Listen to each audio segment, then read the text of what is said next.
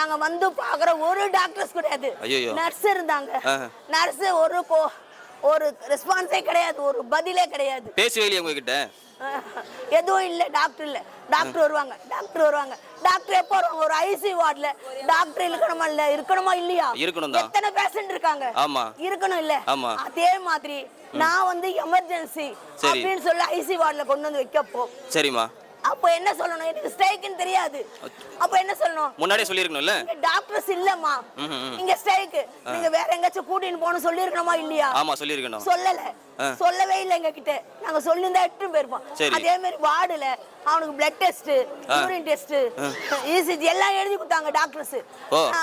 நான் டாக்டர்கிட்ட சிஸ்டர்கிட்ட கேக்குறேன், எல்லா டாக்டர்ஸும் ஸ்ட்ரைக், எத்தனை நாள் ஆகும் தெரியாது, எடுத்துட்டு போய் வச்சுக்கோ, எப்ப வராங்களோ அப்ப வந்து எடு. இது என்ன ஒரு பதில்? சொல்லுங்க. எத்தனை ஏழை